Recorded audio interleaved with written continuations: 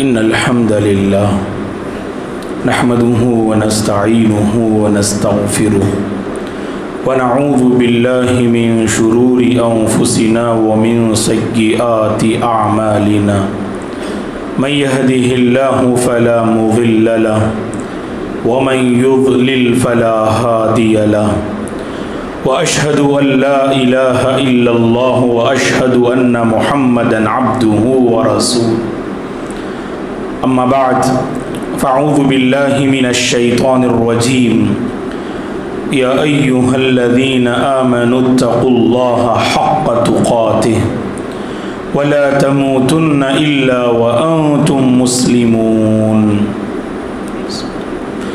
يا أيها الناس اتقوا ربكم الذي خلقكم من نفس واحدة وخلق منها زوجها وبث منهما رجالا كثيرا ونساء واتقوا الله الذي تساءلون به والأرحام إن الله كان عليكم رقيبا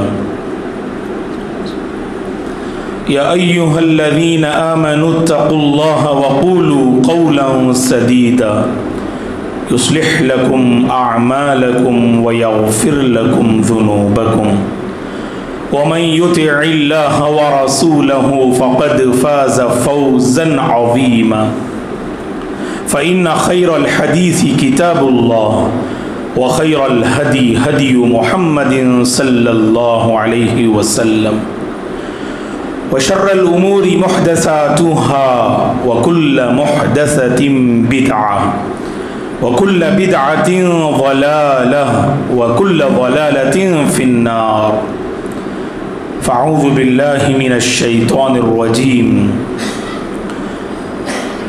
ولقد خلقنا الإنسان ونعلم ما توسوس به نفسه ونحن أقرب إليه من حبل الوريد إذ يتلقى المتلقيان عن اليمين وعن الشمال قعيد ما يلفظ من قول إلا لديه رقيب عتيد وجاءت سكرة الموت بالحق ذلك ما كنت منه تحيد ونفخ في الصور ذلك يوم الوعيد وجاءت كل نفس معها سائق وشهيد لقد كنت في غفلة من هذا فكشفنا عنك غطاءك فبصرك اليوم حديد وقال قرينه هذا ما لدي عتيد ألقيا في جهنم كل كفار عنيد مناع للخير معتد مريب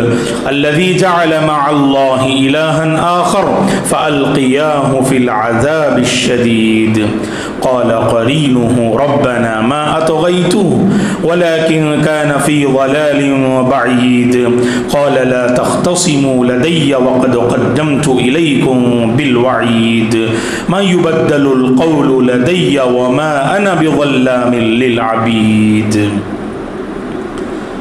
فكلا أخذنا بذنبه فمنهم من أرسلنا عليه حاصبا ومنهم من أخذته الصيحة ومنهم من خسفنا به الأرض ومنهم من أغرقنا وما كان الله ليظلمهم ولكن كانوا أنفسهم يظلمون. ہر قسم کی تعریف بزرگی اور بڑائی اس اللہ وحدہ لا شریک کے لیے ہے جس نے اس ساری کائنات کو پیدا کیا. درود اور سلام ہو رحمت للعالمین خاتم النبیین محمد عربی صلی اللہ علیہ وسلم پر، جنہوں نے ایک ایسی جماعت کو تیار کیا جو عدل و انصاف سے عبارت تھی. صحابہ اکرام رضوان اللہ علیہم اجمعین، تابعین، تبع تابعین، تمام مؤمن مرد اور عورتوں پر اللہ کی رحمت اور اس کی سلامتی ہو، آمین. محترم بزرگوں، نوجوانوں، عزیز بچوں اور قابل احترام میری ماں اور بہنوں، اسلام انصاف کی تعلیم دیتا ہے. جمعہ کے دوسرے خطبے میں خطیب کی زبانی سورۃ النحل کی ایک آیت کریمہ ہر جمعہ آپ سماعت فرماتے ہیں۔ اس عظیم آیت میں اللہ تعالیٰ نے جن عظیم اخلاق کا حکم دیا ہے ان میں سے پہلا حکم عدل و انصاف کا ہے۔ ان اللہ یأمر بالعدل، بے شک اللہ تعالیٰ انصاف کا حکم دیتے ہیں، اور اللہ کو وہ بندے بہت پسند آتے ہیں جو عدل و انصاف کی راہ اختیار کرتے ہیں، جو عدل و انصاف کا راستہ اختیار کرتے ہیں۔ ایسے بندے اللہ کو بہت پسند آتے ہیں، اسی لیے اللہ نے قرآن میں کہا ان اللہ یحب المقسطین، اللہ تعالیٰ یقیناً انصاف کرنے والوں سے محبت فرماتے ہیں۔ اسی لیے اللہ کے نبی نے کیا فرمایا؟ ان المقسطین علی منابر من نور، کل قیامت کے دن حشر کی عدالت میں نور کے ممبر قائم کیے جائیں گے۔ ممبر جانتے نا، جہاں خطیب صاحب کھڑے ہوتے ہیں، جو اونچائی کا مقام ہے جہاں کھڑے ہو کر سبھوں پر ہم نظر ڈال سکتے ہیں۔ تو قیامت کے دن حشر کی عدالت میں نور کے ممبر اللہ کی طرف سے قائم کیے جائیں گے، پوری عزت کے ساتھ، احترام کے ساتھ ان ممبروں پر ان لوگوں کو بٹھایا جائے گا جو انصاف کرنے والے تھے اس دنیا میں۔ اور اللہ تبارک و تعالیٰ کو ظلم کرنے والے پسند نہیں، اسی لیے وہ حدیث قدسی آپ کو یاد ہوگی، اللہ کے نبی نے فرمایا، اللہ فرماتے ہیں یا عبادی انی حرمت الظلم علی نفسی، اے میرے بندو بے شک میں نے ظلم کو اپنے آپ پہ حرام قرار دیا ہے۔ اسی لیے اللہ نے قرآن میں کیا کہا؟ ان اللہ لا یظلم مثقال ذرہ، بے شک اللہ تعالیٰ ذرہ برابر بھی ظلم نہیں فرماتے۔ ایک اور مقام پہ فرمایا وَمَا رَبُّكَ بِظَلَّامٍ لِلْعَبِيدِ، بندوں پر پروردگار ذرہ برابر بھی ظلم کرنے والے نہیں۔ اور سورہ بقرہ کی وہ آیت کریمہ جو اللہ کے نبی پر سب سے آخر میں نازل ہوئی، قرآن مجید کی سب سے آخری آیت کریمہ جو اللہ کے نبی پہ نازل ہوئی، جہاں سے وحی کا چیپٹر بند ہو گیا، جہاں سے نزول وحی کا سلسلہ ختم ہو گیا، وَاتَّقُوا يَوْمًا تُرْجَعُونَ فِيهِ إِلَى اللَّهِ ثُمَّ تُوَفَّى كُلُّ نَفْسٍ مَّا كَسَبَتْ وَهُمْ لَا يُظْلَمُونَ، وَهُمْ لَا يُظْلَمُونَ۔ اس آیت کریمہ کے ذریعے کتاب الہی کا سلسلہ ختم ہو گیا۔ اور اللہ کیا فرماتے ہیں اس آیت میں؟ اے بندو اس دن کا تقوی اختیار کرو جس دن تم سب کے سب لوٹا دیے جاؤ گے، میدان محشر میں تم سب کے سب لوٹا دیے جاؤ گے، اور وہ دن ایسا ہوگا کسی نفس پر ذرہ برابر بھی ظلم نہیں ہوگا، پورا پورا بدلہ تمہیں حشر کی عدالت میں ملے گا۔ یہ دنیا ایسی، یہاں بھلا چاہنے والوں کو حقیقت میں انصاف نہیں ملتا، برا کرنے والوں کی جو برائی اور اس برائی کا برا انجام حقیقت میں دنیا میں وہ اس کا سامنا نہیں کرتے۔ اچھوں کو پورا پورا بدلہ اچھائی کا حشر کے میدان میں ملے گا، اور بروں کو ان کی اپنی برائیوں کی سزا میدان حشر میں ملے گی۔ فَمَن يَعْمَلْ مِثْقَالَ ذَرَّةٍ خَيْرًا يَرَهُ وَمَن يَعْمَلْ مِثْقَالَ ذَرَّةٍ شَرًّا يَرَهُ۔ تو مقصود یہ ہے دوستو، اللہ تعالیٰ انصاف کو پسند کرتے ہیں، اور کسے ناپسند کرتے ہیں؟ ظلم کو ناپسند کرتے ہیں۔ اب یہاں پوری امانت داری سے ایک بات کی میں وضاحت کر دیتا ہوں۔ جب ظلم کی بات کرتے ہیں تو ہاں مولانا ہم دوسروں پہ ظلم نہیں کرنا چاہیے، ہماری کسی ادا سے کسی کو تکلیف نہیں ہونی چاہیے. ہم کسی پر ظلم نہ کریں، اس کا حق نہ چھینیں، اس کو بیجا تکلیف نہ دیں، اس کے جذبات اور فیلنگ کے ساتھ کھلواڑ نہ کریں، اس کی جائیداد اور مال و دولت پر ناجائز قبضہ نہ ہو، کسی کو نہ ستائیں، کسی کو نہ چھیڑے، کسی کو گالی نہ دیں، کسی کو برے القاب سے نہ نوازے، کسی کے دل کو نہ توڑے، کسی کا گھر نہ اجاڑے، کسی کی زندگی کو برباد نہ کرے، ورنہ تم ظالم ہو جاؤ گے.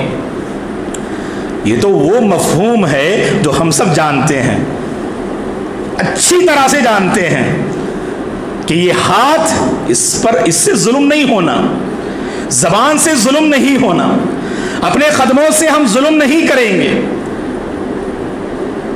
لیکن یہاں اس سے آگے بڑھ کر مختصر سی میں ایک وضاحت کرنا چاہتا ہوں دوستو.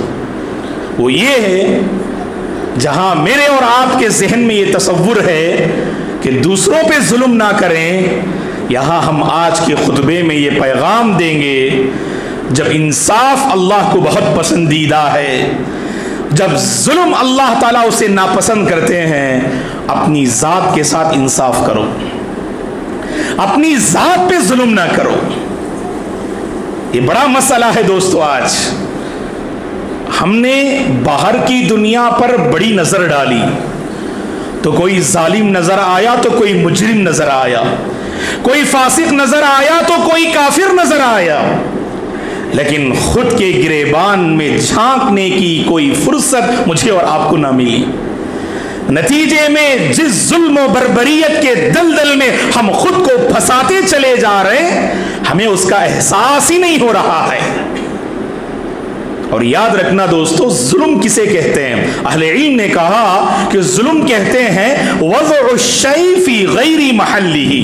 ایک چیز ہے، اس کو ایک مقام پہ رکھنا چاہیے، وہاں رکھنے کے بجائے آپ اس چیز کو کسی اور مقام پہ رکھتے ہیں جہاں اسے نہیں رکھنا چاہیے. اسی کو ظلم کہتے ہیں.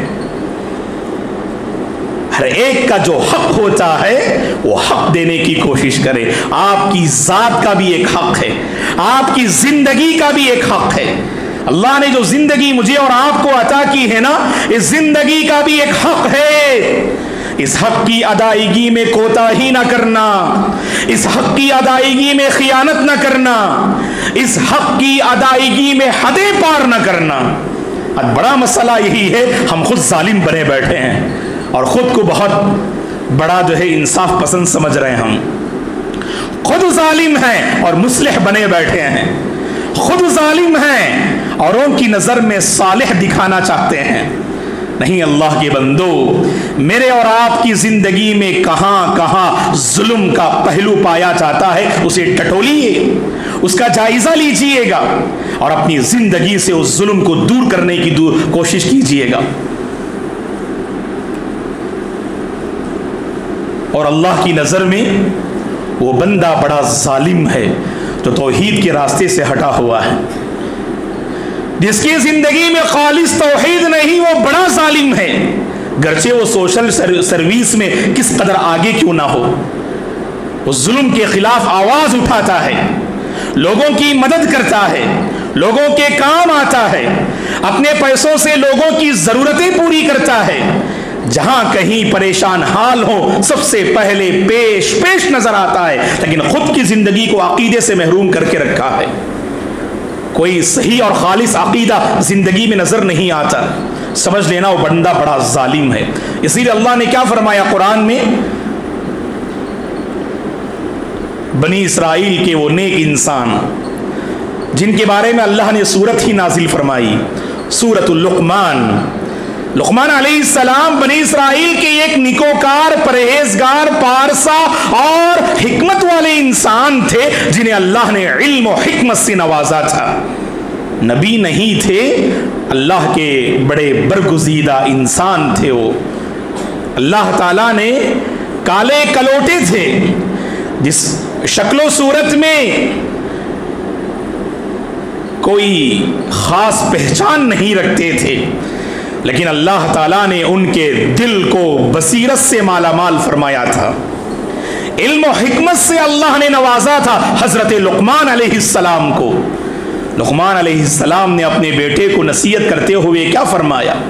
یا بنی لا تشرک باللہ، اے میرے لختے جگر، اللہ کے ساتھ شرک نہ کرنا، اللہ کے ساتھ شرک نہ کرنا، ان الشرک لظلم عظیم، بے شک شرک ایک بہت بڑا ظلم ہے۔ اس لیے ہم نے کہا نا، وہ بندہ بڑا ظالم ہے جو خود کو توحید کے راستے سے ہٹا دیتا ہے، جو خود کو سنت کے راستے سے ہٹا دیتا ہے، جو خود کو خیرات کے راستے سے ہٹا دیتا ہے، بڑا ظالم ہے دوستو۔ یہ اللہ نے آپ کو یہ توفیق نہ دی اس ظلم کو پہچانیں آپ۔ اسی لیے دوستو کہا جاتا ہے کہ عقیدہ سیکھیں، توحید کا علم حاصل کریں، اپنے رب کو پہچانیں، اس دین کی قدر و منزلت کو اپنے دل میں بٹھائیں، مخالف ہوائیں بھی آئیں تو میرے اور آپ کے دل سے ایمان کو جو ہے نہ لے جائے۔ آج ایمان اتنا کمزور ہے نا، ایک معمولی ہوا چلتی ہے تو دل سے ایمان رخصت ہو جاتا ہے، ایک معمولی ہوا چلتی ہے تو میرے اور آپ کی زندگی سے عقیدہ توحید کی نعمت چھن جاتی ہے۔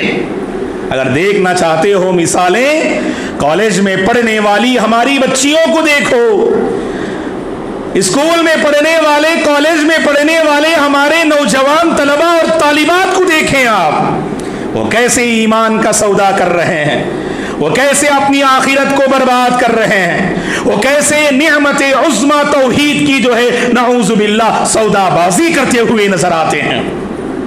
کیوں؟ حقیقت میں بڑے ظالم ہیں۔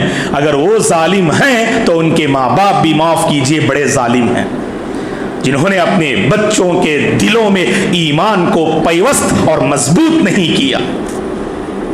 تو اسی لیے دوستو خود کو ظلم کے راستے سے الگ رکھیں، اور اسی طرح سے وہ بندہ ظالم ہے جو گناہوں میں مبتلا ہے، جو حقوق کی ادائیگی میں لاپرواہ ہے، جو اللہ کا بنیادی حق نماز کی ادائیگی میں بہت لاپرواہ ہے، حقیقت میں بڑا ظالم ہے۔ وہ کیوں؟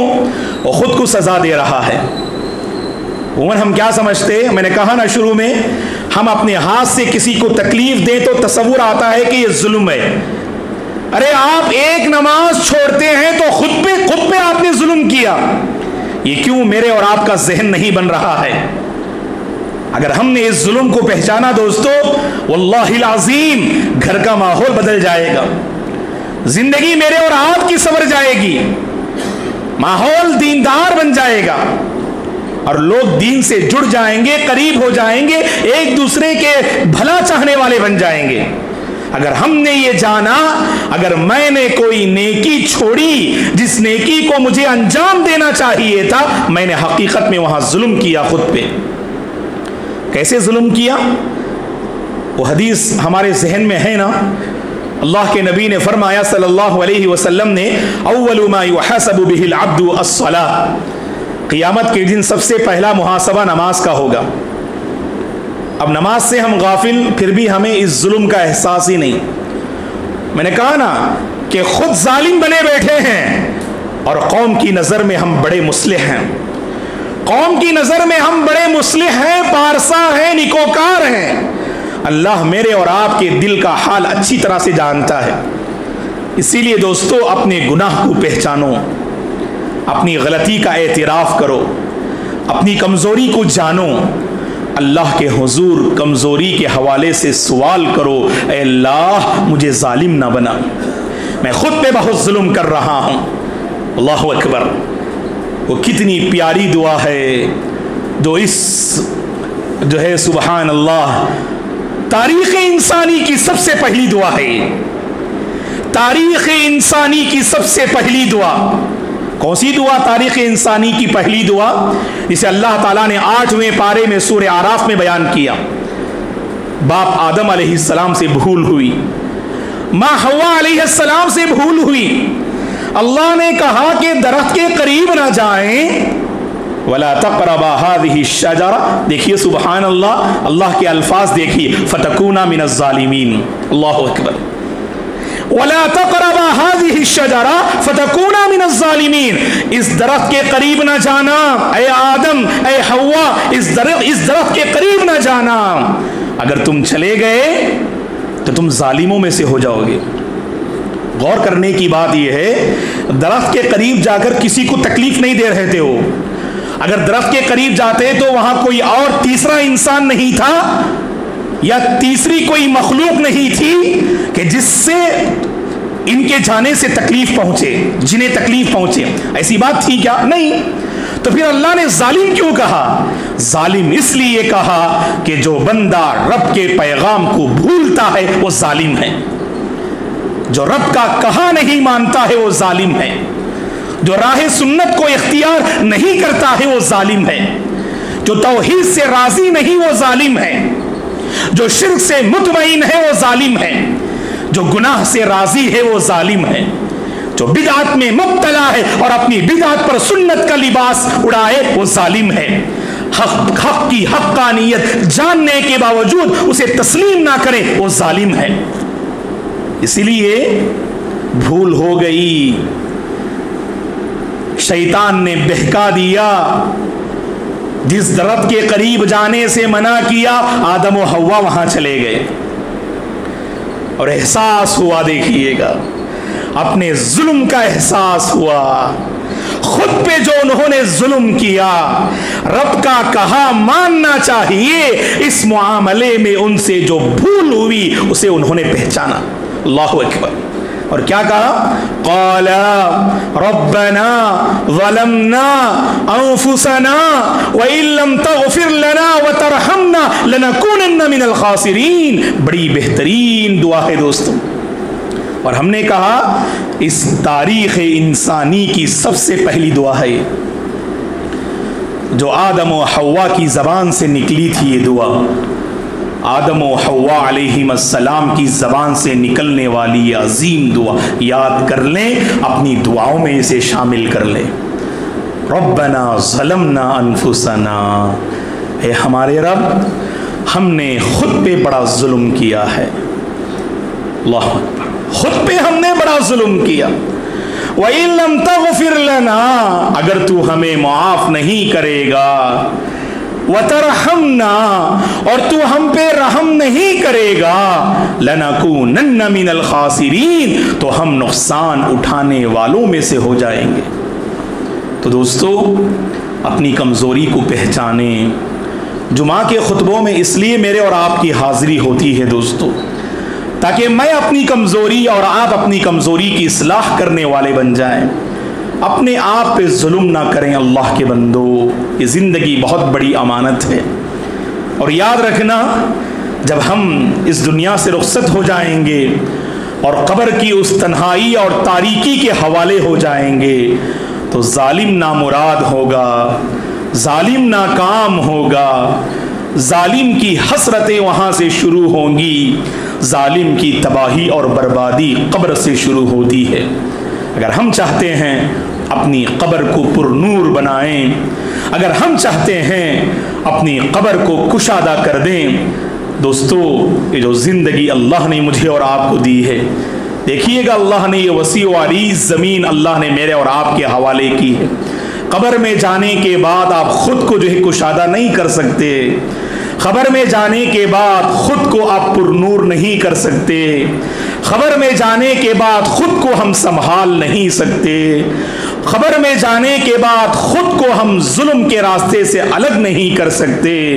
جیسے ہی موت کے فیصلے ہوتے ہیں وہیں سے یہ سارے اعمال کا سلسلہ ختم ہوتا ہے دوستو۔ اسی لیے خود کو پہچانیں، اگر ہم اپنی ذات پہ ظلم کر رہے ہیں اپنی ذات کے ساتھ انصاف کا معاملہ کریں۔ کیا ہم خود کی تباہی پسند کر سکتے ہیں؟ اللہ کے بندو، اللہ کی قسم اس روئے زمین کا کوئی عقل مند اور ذی شعور اور ہوش رکھنے والا انسان خود کی تباہی نہیں چاہے گا۔ ہر کوئی یہی چاہے گا اس کے ساتھ خیر کے فیصلے ہوں، آسانی کے فیصلے ہوں، بھلائی کے فیصلے ہوں، امن کے فیصلے ہوں، اللہ کی رحمت کے کے فیصلے ہوں، کامیابی کے فیصلے ہوں، ترقی کے فیصلے ہوں، تو لہٰذا دوستو اس کے لیے چاہیے کہ ہم خود کو ظلم کے راستے سے الگ کرنا ہے۔ پہچانیں جہاں جہاں مجھ سے اور آپ سے کوتاہی ہو رہی ہے، اسے کوتاہی نہ سمجھیں۔ اگر کسی کا میں انٹروڈکشن کرواؤں یہ بڑا ظالم ہے تو کیا وہ بندہ پسند کرے گا؟ حقیقت میں ہر کسی کو تکلیف ہوگی جب اسے ظالم کہا جائے۔ خود کو آپ محاسبے کی عدالت میں رکھیے، محاسبے کے آئینے میں آپ خود کو دیکھنے کی کوشش کیجئے گا۔ دیکھتے ہیں ہم اپنے چہرے کو آئینے میں، لیکن انصاف کے آئینے میں خود کو آپ جو ہے دیکھنے کی کوشش کیجئے گا، انصاف کے ترازو میں خود کو تولنے کی کوشش کیجئے گا۔ اللہ کی قسم ہم میں سے بہت سارے ظالم نظر آئیں گے، کہیں نہ کہیں ہم سے ظلم ہو رہا ہے۔ اسی لیے دوستو اس ظلم سے توبہ کرنے کا یہ وقت ہے، اس ظلم سے معافی مانگنے کا یہ وقت ہے، اس ظلم سے دور ہو جانے کا یہ وقت ہے، اس ظلم کو لے کر اللہ سے مانگنے کا یہ وقت ہے۔ میرے اور آپ کے ابو نے، آدم علیہ السلام نے یہ مانگنے کا ہنر سکھایا۔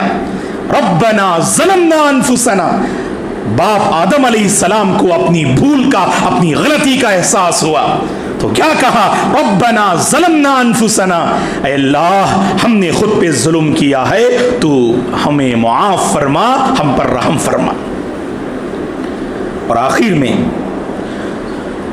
20ویں پارے کی ایک آیت کریمہ خطبہ مسنونہ میں نے آپ کے سامنے پیش کی۔ وہ آیت کریمہ بڑی عظیم ہے دوستو، 20ویں پارے کی وہ آیت کریمہ ہم اور آپ جانتے ہیں۔ قوم نوح، قوم لوط، قوم ہود، قوم سمود، قوم فرعون، ان کے ساتھ کیا کچھ معاملہ ہوا۔ کسی کو طوفان کے حوالے کیا گیا، کسی کی پوری بستی الٹ دی گئی، کسی پر پتھروں کی بارشیں ہوئی، اور کسی کو چیخ و پکار کے ذریعے ہلاک و برباد کر دیا گیا۔ یہ سب ہم جانتے ہیں دوستو، اور اللہ نے کیا کہا جانتے ہیں؟ فَكُلًّا أَخَذْنَا بِذَنبِهِ، ہر قوم کو اس کی جو نافرمانیاں تھیں، اور نافرمانیوں کے پاداش میں ہر قوم کی ہم نے گرفت فرمائی۔ فَمِنْهُمْ مَنْ أَرْسَلْنَا عَلَيْهِ حَاصِبًا، کسی پر ہم نے پتھر برسایا۔ وَمِنْهُمْ مَنْ أَخَذَتْهُ الصَّيْحَةُ، کسی کو چیخ و پکار نے تباہ و برباد کر دیا۔ وَمِنْهُمْ مَنْ خَسَفْنَا بِهِ الْأَرْضَ، کسی کو ہم نے زمین میں دھسا دیا۔ وَمِنْهُمْ مَنْ أَغْرَقْنَا، کسی کو ہم نے طوفان کے ذریعے سے زمین میں ڈبو دیا، پانی میں ڈبو دیا۔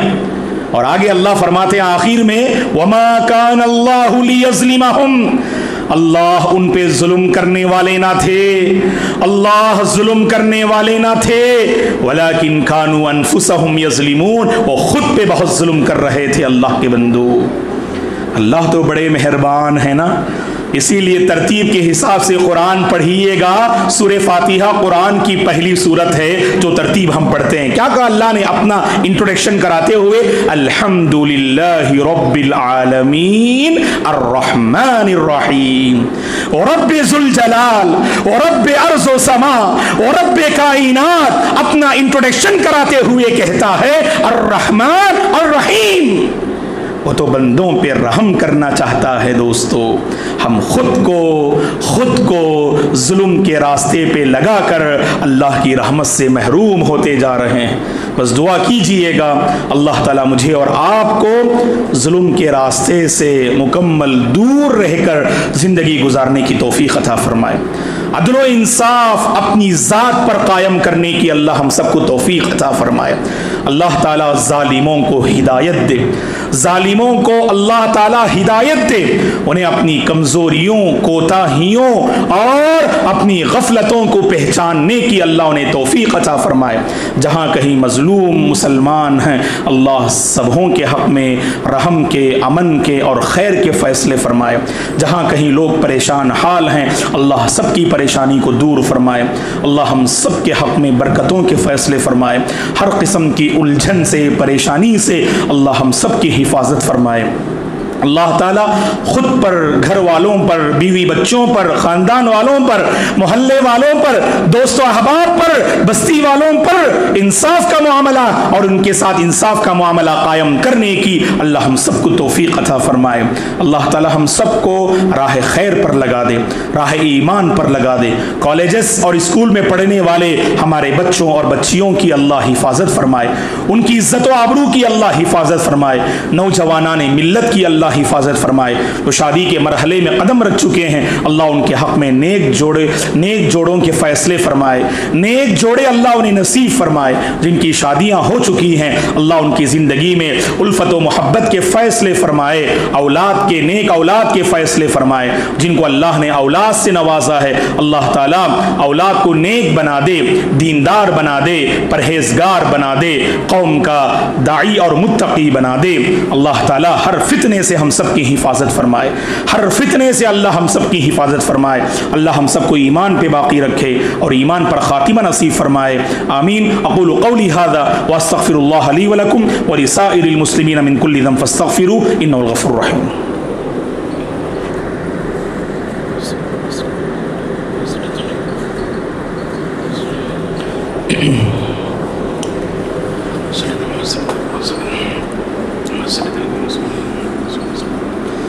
ان الحمد للہ نحمده ونستعینه ونستغفره ونعوذ باللہ من شرور انفسنا ومن سیئات اعمالنا من يهده الله فلا مضل له ومن يضلل فلا هادي له واشهد ان لا اله الا الله واشهد ان محمدا عبده ورسوله اما بعد فاعوذ باللہ من الشیطان الرجیم ان اللہ وملائکته يصلون علی النبی یا ایها الذین آمنوا صلوا علیہ وسلموا تسلیما اللهم صل علی محمد وعلی آل محمد كما صليت على إبراهيم وعلى آل إبراهيم إنك حميد مجيد اللهم بارك على محمد وعلى آل محمد كما باركت على إبراهيم وعلى آل إبراهيم إنك حميد مجيد اللهم اعز الإسلام والمسلمين وأذل الشرك والمشركين اللهم انصر الإسلام والمسلمين اللهم احفظ الإسلام والمسلمين اللهم إنا نسألك الهدى والتقى والعفاف والغنى اللهم أرنا الحق حقا وارزقنا اتباعه